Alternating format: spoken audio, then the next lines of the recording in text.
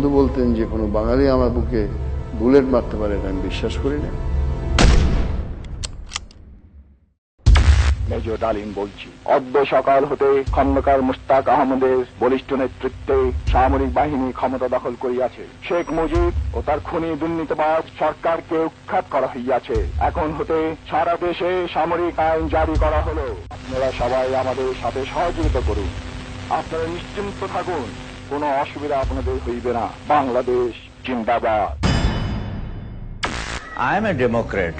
Whomsoever is a Democrat is pro-American.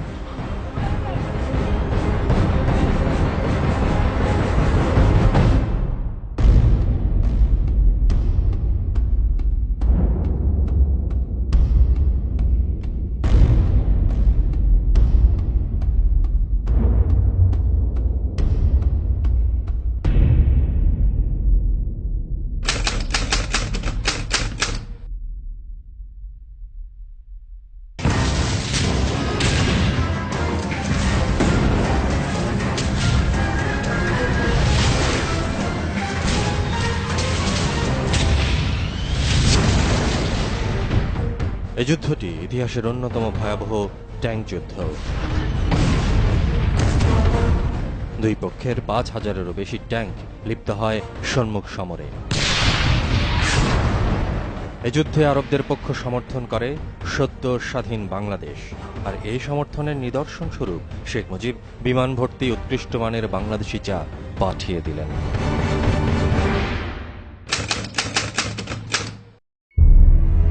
ইসরায়েলের সঙ্গে যুদ্ধের সময়ে মুজিবের আন্তরিক উপহারে মুগ্ধ মিশরের প্রেসিডেন্ট আনোয়ার সাদাত যুদ্ধ শেষে ফিরতি উপহার পাঠান বাংলাদেশে। উপহার ছিল ৩২টি T-54 ট্যাঙ্ক এবং ৪০০ রাউন্ড ট্যাঙ্কের গোলা। ফার্স্ট বেঙ্গল ল্যান্সার্স বাংলাদেশের একমাত্র সাঁজোয়ার রেজিমেন্ট গ্রহণ করে সেই ট্যাঙ্কগুলো। ওই রেজিমেন্টের second in command major Farooq Rahman. In fact, we seem to be having a society which was headed by a criminal organization. Briefly, I'd say, like, for example, if mafia was running America.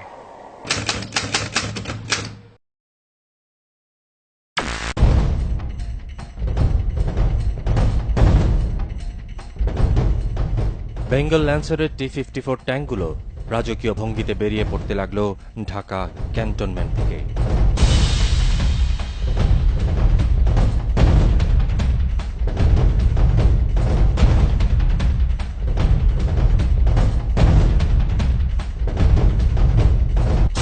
নতুন বিমানবন্দর এলাকায় জড়ো হল টুফিল regiment কামানগুলোর পাশে।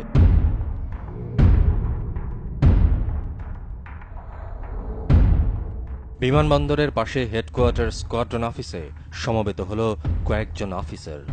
Major Farooq Rahman চূড়ান্ত পরিকল্পনা বুঝিয়ে দিলেন সহযোগীদের।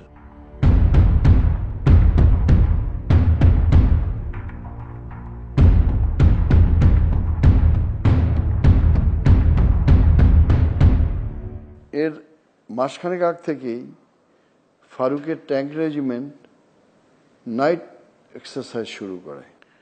ধরেন ষড়যন্ত্র ছিল এমন যে নুরুজ্জামান সাহেব, যিনি রক্ষী বাহিনীর ডিজি ছিলেন, তাকে হঠাৎ করে একটা মিলিটারি কোর্সে লন্ডন পাঠিয়ে দেওয়া হয়। কাজে জালটা বেশ সুবিস্তৃত ছিল। এটা কেবল তারা অ্যাডভেঞ্চার করেই হত্যাগুলো করেছে তা নয়,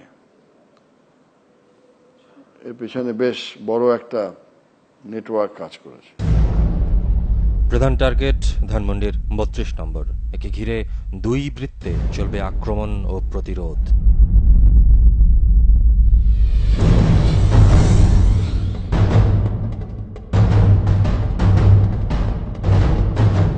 সাতাশ নম্বর রোড, সোভানবাগ মসজিদ আর লেক ব্রিজ এরিয়াতে তৈরি করা হয় রোড ব্লক।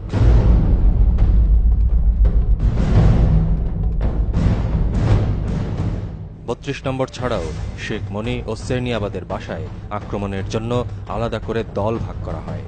রেডিও স্টেশন, বিশ্ববিদ্যালয় ও নিউ মার্কেট এলাকা থেকে কোনো প্রতিরোধ যেন না আসতে পারে, তাই সেখানে বিশেষ নিরাপত্তা ব্যবস্থা।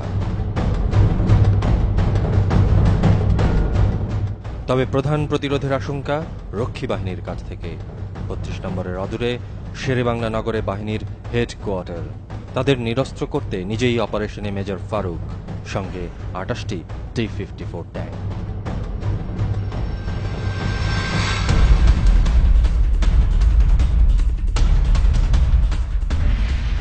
অপারেশন শুরু।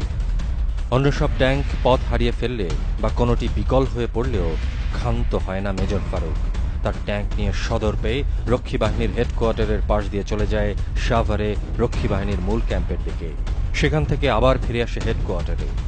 কমানবিহীন রক্ষী বাহিনীর সদস্যরা এতটাই ভরকে যায় যে তারা এক চুলও নড়ে না, যদিও ফারুকের কোনো ট্যাঙ্কেই কোনো গোলা ছিল না। ততক্ষণে ৩ টার্গেট পয়েন্টে আক্রান্ত, গুলির শব্দে প্রকম্পিত ধানমন্ডি।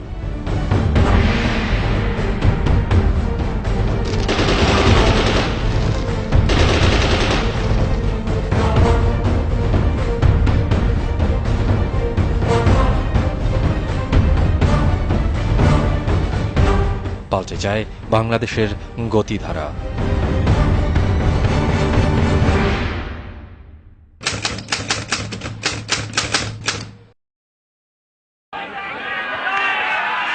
নয় মাস কারাবন্দী থাকার পর এভাবেই স্বাধীন দেশে ফিরেছিলেন বাঙালির স্বাধীনতার প্রবক্তা। এরপর এমন কি ঘটে গেল যে রক্তাক্ত ষড়যন্ত্রের তালুবন্দী হলেন শেখ মুজিব? মুক্তিযুদ্ধের পরে যে একটা অভাব অনটন, কিছুটা ভোগান্তি, এইটা মুক্তিযুদ্ধের বিপক্ষ শক্তিগুলো খুব সফলভাবে এটাকে লুফে নিল। একটি হয়তো ভুল করেছিলেন তৎকালীন নেতৃবৃন্দ, সেটি হচ্ছে প্রতিক্রিয়ার উপাদানগুলি তারা বিনাশ করেননি। তৎকালীন Dhaka station commander lieutenant colonel Hamid তার ৩টি সেনা অভ্যুত্থান ও কিছু না বলা কথা বইয়ে লেখেন। ১৯৭২ সাল, বিজয় ছিনিয়ে এনেছে বাঙালি, সবাই বিজয়ের অংশীদার। ভারতীয় বাহিনী বলে বিজয় আমাদের, মুক্তি বাহিনী বলে বিজয় আমাদের, মুজিব বাহিনী ভাবে আমাদের, দেশের আনাচে কানাচে ছিটিয়ে পড়া নাম না জানা গেরিলারা বলে আমাদের। তিনি আরো বলেন, শুরু হয়ে গেল চাওয়া পাওয়ার ইঁদুর দৌড়। চাই চাই চাই, গাড়ি চাই, বাড়ি চাই, টাকা চাই, চাকুরি চাই, চাকুরিওয়ালাদের প্রমোশন চাই। নবগঠিত সেনাবাহিনীতেও একই আওয়াজ, অনেক ত্যাগ হয়েছে, এবার চাই প্রমোশন। জাতীয় জীবনে সর্বত্র নেমে আসে হতাশা, নৈরাজ্য, চারদিকে রাজনৈতিক অস্থিরতা, পরিস্থিতি নিয়ন্ত্রণে হিমশিম রাষ্ট্রপতি। এই বইয়ে ১৫ আগস্টে রহস্যজনক ভূমিকার জন্য প্রশ্নবিদ্ধ তখনকার ঢাকার brigade commander colonel Safayet Jamil নিজের লেখা ৭১-এর মুক্তিযুদ্ধ, রক্তাক্ত মধ্য আগস্ট ও ষড়যন্ত্রময় নভেম্বর বইটিতে সেনাবাহিনীর কিছু প্রেক্ষাপট তুলে ধরেছেন। তিনি লেখেন, আমি পেছন ফিরে দেখি সেনাবাহিনীতে মুক্তিযোদ্ধা ও অমুক্তিযোদ্ধা অফিসারদের মধ্যে একটা রেষারেষি ছিল। কিছু সংখ্যক অমুক্তিযোদ্ধা অফিসার যারা মূলত যুদ্ধ শেষে পাকিস্তান প্রত্যাগত, তারা মুক্তিযোদ্ধা অফিসারদের সহ্যই করতে পারতেন না। সাফায়েত জামিল তার বইয়ে কয়েকটি ঘটনার বরাত দিয়ে লেখেন, অমুক্তিযোদ্ধা সিনিয়র কিছু অফিসার সরকার ও সেনাবাহিনী দু জায়গাতেই একটা পরিবর্তন চাচ্ছিলেন। বিভিন্ন সময় তাদের বিভিন্ন উস্কানিমূলক কথাবার্তা ও কর্মকাণ্ড অসন্তুষ্ট ও বিভ্রান্ত মুক্তিযোদ্ধা অফিসারদের প্ররোচিত করত। সরকারের বিভিন্ন ব্যর্থতা আর দুর্নীতির অভিযোগে সাধারণ মানুষের মতো সেনাবাহিনীতেও ক্ষোভের সঞ্চার হয়েছিল। তবে সেনাবাহিনীর নিয়ম শৃঙ্খলা ভঙ্গ করে জঘন্য একটি হত্যাকাণ্ডের মাধ্যমে ক্ষমতা দখলের জন্য এগুলো কোনো অজুহাত হতে পারে না। এই বিরোধী শক্তি আত্মগোপনে থেকে মুক্তিযোদ্ধাদের মধ্যে এই প্রোপাগান্ডাগুলো চালালো যে ভারত সব লুট করে নিয়ে যাচ্ছে। তো এইটা পাকিস্তানি রিপেট্রি অফিসাররা এসেও সেই একই মোটিভেশনটা পেল যে ভারত যুদ্ধের বিনিময়ে সবকিছু নিয়ে গেছে। আবার ক্ষুব্ধ অফিসারদের সঙ্গে আওয়ামী লীগ নেতাদের রেষারেষির কিছু উদাহরণ উঠে আসে তখনকার প্রেক্ষাপটে। উঠে আসে মেজর ডালিমের সঙ্গে আওয়ামী লীগ নেতা গাজী গোলাম মোস্তফার দ্বন্দ্বের বিষয়টি। এ প্রসঙ্গে কর্নেল হামিদ লিখেছেন, বিয়ের পার্টিতে নববিবাহিত ডালিম ও তার স্ত্রী, গাজীর ছেলে ডালিমকে অপমান করে। এ নিয়ে কথা কাটাকাটি। ডালিম কর্তৃক গাজীর ছেলেকে চপেটাঘাত। কিছুক্ষণের মধ্যে গাজীর ছেলে দলবল নিয়ে হাজির। ডালিম ও স্ত্রীকে একটি গাড়িতে উঠিয়ে অজ্ঞাত স্থানে যাত্রা। ক্যান্টনমেন্টে খবর শুনে ডালিমের বন্ধু মেজর নূর একটি গাড়ির সৈন্য নিয়ে গাজী গোলাম মোস্তফার বাড়ি ঘেরাও করে এবং ডালিমকে ফেরত দেওয়ার দাবি জানায়। তাকে বঙ্গবন্ধুর সামনে হাজির করা হলো। মেজর ডালিমও তার বইয়ে অনেকটা এভাবেই ঘটনার ব্যাখ্যা দিয়েছেন। তবে তৎকালীন ডিজিএফআই ঢাকা ডিটাচমেন্টের প্রধান মেজর জিয়াউদ্দিন ঘটনার বিবরণ দিলেন ভিন্নভাবে। কিন্তু এদের নিয়ে গেছিল, ধরে নিয়ে গেছিল, এসব কথা সম্পূর্ণ ভুল, ঐতিহাসিক ভুল। কারণ ওখান থেকে ডালিম এবং ডালিমের বউ সরাসরি চলে গেছিলেন বঙ্গবন্ধুর বাড়িতে নালিশ করার জন্য, এবং ঘটনাটা অতিরঞ্জিত হওয়ার কারণে পরবর্তীতে যারা বঙ্গবন্ধু হত্যা এবং 15ই আগস্টে যারা অংশ নিলেন তাদের একটা অংশ কিন্তু ওই রাত্রেই একটা সামরিক অভ্যুত্থান করার চেষ্টা করেছিল। তবে ঘটনার পরিক্রমা যে কিছু জুনিয়র ও সিনিয়র অফিসারদের মধ্যে সরকারে সেনা হস্তক্ষেপের বাসনা তৈরি করেছিল তা পাওয়া যায় কর্নেল সাফায়াত জামিলের বইতেও। সে সময় অভ্যুত্থানের চেষ্টার আরও কিছু উদাহরণ তুলে ধরেন তিনি। তার ভাষায়, ঢাকায় আসার কিছুদিন পরই অন্য অফিসারদের মুখে শুনি মেজর ফারুক এর আগে অর্থাৎ 1973 সালের শেষ দিকে একটি অভ্যুত্থানের চেষ্টা করে ব্যর্থ হন। তার সমর্থনে কুমিল্লা থেকে সৈন্যদল ঢাকায় আসার কথা ছিল, কিন্তু সেই সেনাদল শেষ পর্যন্ত ঢাকায় না আসায় ফারুকের অভ্যুত্থান বানচাল হয়ে যায়। উল্লেখ্য, তখন সেনাবাহিনীতে ট্যাঙ্ক ছিল মাত্র 3টি। সেই 3টি ট্যাঙ্কই কবজা করে অভ্যুত্থানের ফন্দি এঁটেছিল ফারুক। ঊর্ধ্বতন কর্মকর্তাদের সবাই ফারুকের অভ্যুত্থানের সংগঠনের ফন্দির কথা জানতেন, কিন্তু বিস্ময়ের ব্যাপার, এজন্য তার বিরুদ্ধে কোনো শাস্তিমূলক ব্যবস্থা নেওয়া হয়নি।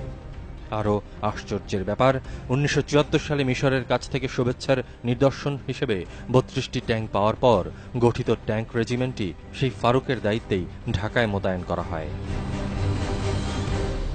সেনাবাহিনীতে এমন ঘটনা ঘটে চলেছে একের পর এক। অন্যদিকে যুদ্ধ বিধ্বস্ত একটি দেশে তখন আরও নানা অস্থিরতা আর নৈরাজ্য, আর এসবের মধ্যেই জনপদে হানা দেয় দুর্ভিক্ষ।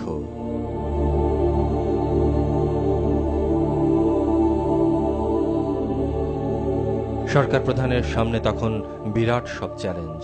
নেই অর্থ, নেই শস্য, নেই যোগাযোগ ব্যবস্থা, বন্দর বিধ্বস্ত, প্রয়োজন জনগণের পুনর্বাসনের।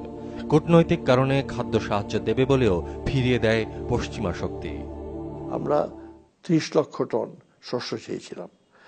আমাদের আশা এটা ছিল যে এই ঘোষণাটা যদি ঘটে তাহলে দেশের অভ্যন্তরীণ অবস্থা অনেকটা শান্ত হবে, খাওয়া দাওয়ার ব্যাপারে দেশে দুর্ভিক্ষ চলছিল।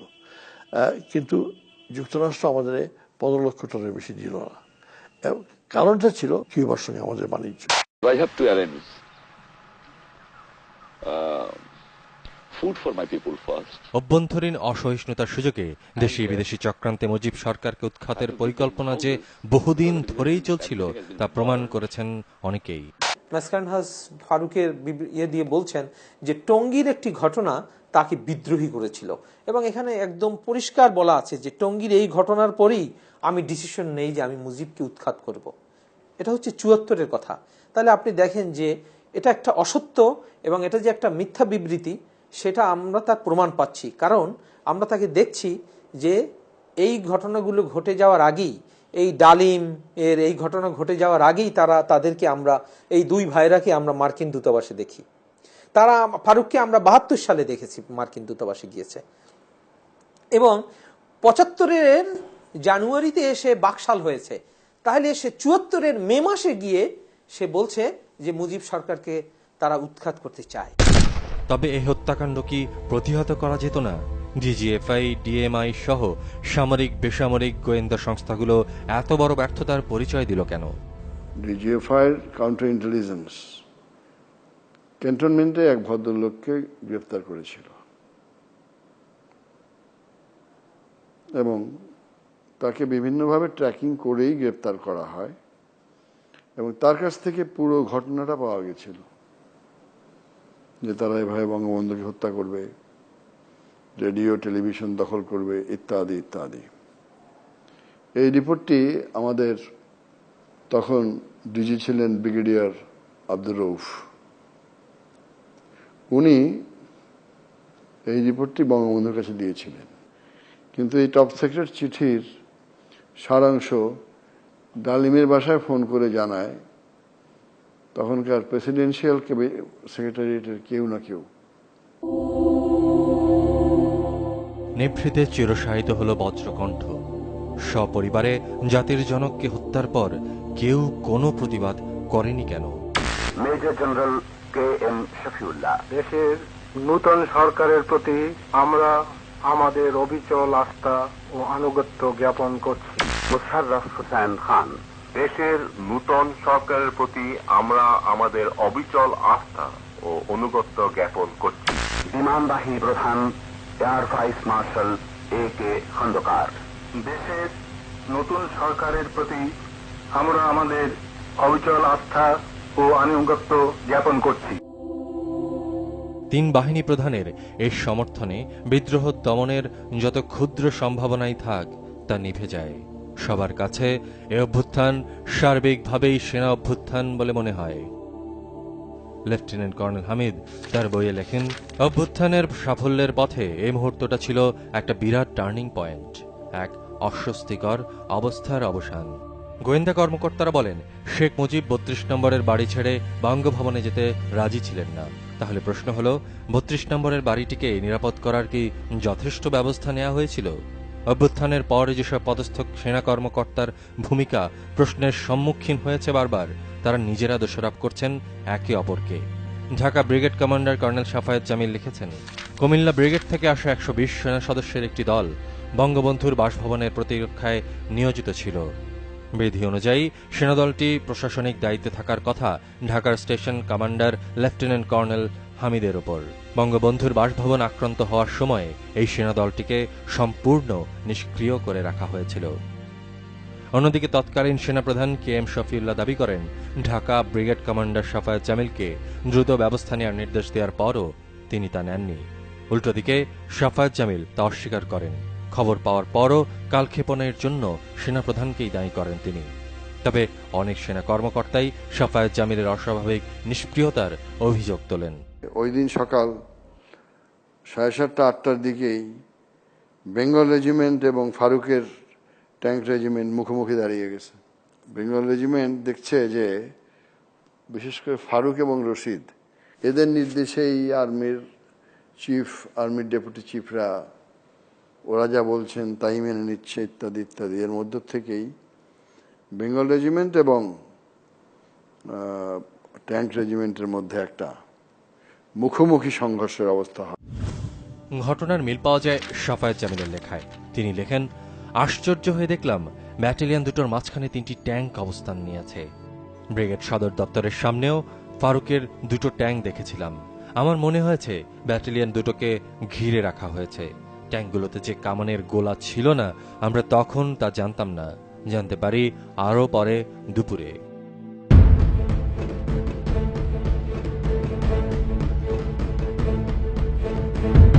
কেউ কেউ T-54 ট্যাঙ্কগুলোকেই ঘটনার জন্য দায়ী করেন। সাফায়েত জামিল বলেন, এই ট্যাঙ্ক রেজিমেন্টকে ঢাকায় মোতায়েনই ভুল সিদ্ধান্ত ছিল। তিনি লেখেন, 1971 সালের ইতিহাসও সে কথাই বলে। মুক্তিযুদ্ধে উল্লেখযোগ্য ট্যাঙ্ক যুদ্ধগুলো হয়েছে যশোর, হিলি, কুমিল্লা এসব এলাকায়। সেনাপ্রধানের এই ভুল সিদ্ধান্তের পরিপ্রেক্ষিতে ক্ষমতালিপ্সু ষড়যন্ত্রকারী অফিসাররা পরবর্তীতে বিদ্রোহ ও হত্যাযজ্ঞের মাধ্যমে রাষ্ট্র ক্ষমতা পরিবর্তন করতে সক্ষম হয়।